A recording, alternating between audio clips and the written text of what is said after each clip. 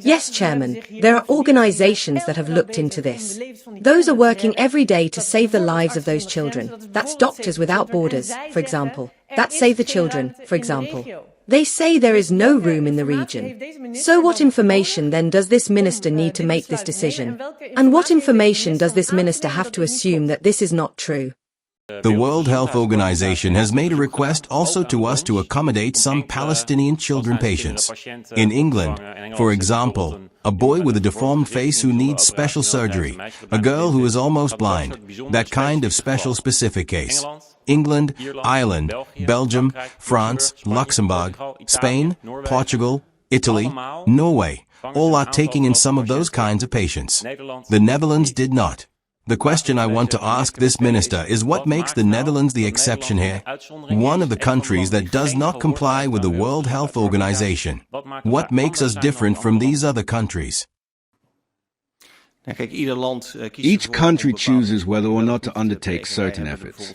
For example, we chose to perform airdrops. Some other countries have not. We choose to look initially at if there is still room in the region. There are also good medical facilities to establish that there, and we are prepared for that.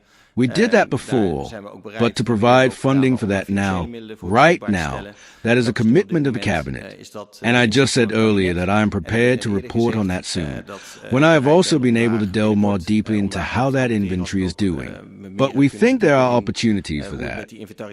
Motion 6, when it comes to the Palestinian state. Yes, I think the Foreign Minister has really talked to you at length about this, that we support a two-state solution and that the recognition of a Palestinian state must ultimately be part of that two-state solution, and that we do not anticipate that.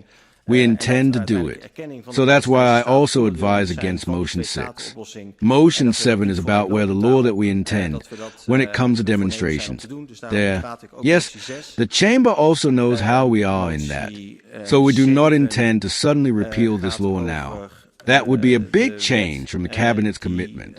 And then Motion 8 is again about a broad trade boycott.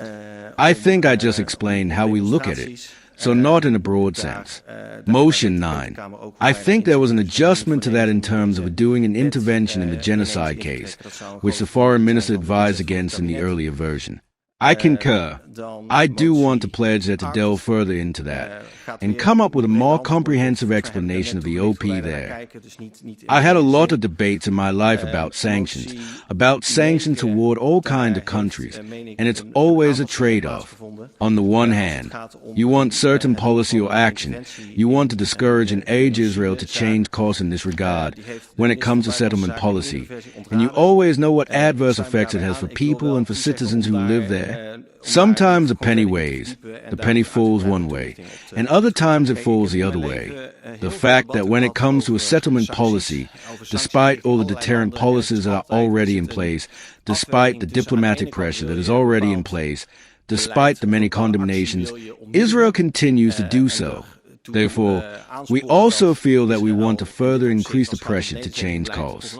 We try to do that as effectively as possible, European first, and otherwise consider doing it with a group of like-minded countries. In the meantime, we are not sitting still. We are talking about the illegal settlements and now Ms. Dobby is bringing Gaza and hunger through that again. We are now talking about settlement policy.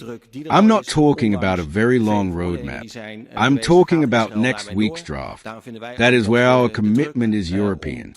And if not, then we will consider national measures because we want to increase the pressure on Israel. We have a lot of foreign ministers standing there recently. Well, 4 I think, who said every time yes, but now we're really going to install an investigation, but now we're going to do something of possibly sanctions. When is it enough? When will it be enough for this administration? Ms. Piri can raise her voice. That does not mean she will get a different answer. The fact that we are willing to go further than we have in the past, the fact that we are willing to increase the pressure on Israel and on the settlement policy, that shows that we as a cabinet very clearly disapprove of that. Ms. Piri, who can then raise her voice, she can also shout all kinds of things outside the microphone. Then I join Mr. Van der Berg's appeal. Let's do this debate a little bit normally. Motion 6 of our end recognizes a Palestinian state being adopted. That is a very simple question.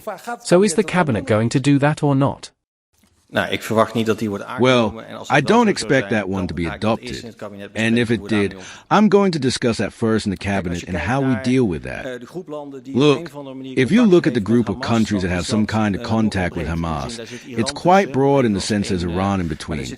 But it also includes Egypt, which is in a lot of ways constructive cooperation partner. So if I may read him this way, we are trying to increase pressure on Hamas through those countries that have contacts with Hamas.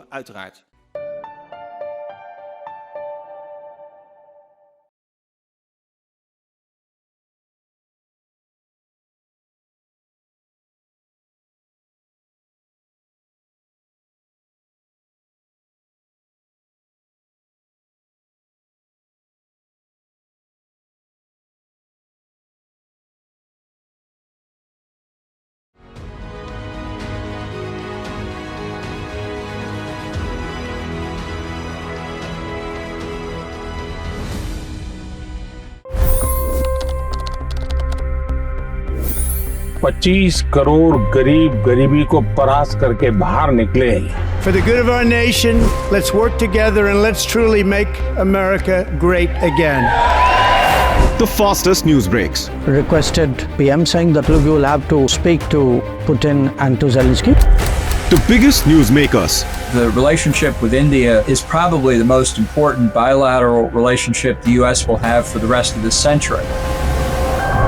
The capital delivered quite an election result today. Expert analysis. The million-dollar question today is how to stop this dance of death. Ground reports. I'm standing at the crossroad of the Kumbh Mela. Behind me are more than 100 entry guards. Long-form interviews. Exclusionary politics is reflected in Manipur case as well. You don't bother because this is a small state. Deep dive into burning issues. It's often said DRC could be the richest country in the whole world. It's because of what sits underneath. Why exactly did the US topple the Sheikh Hasina government? HT videos. We don't just break news, we break it down.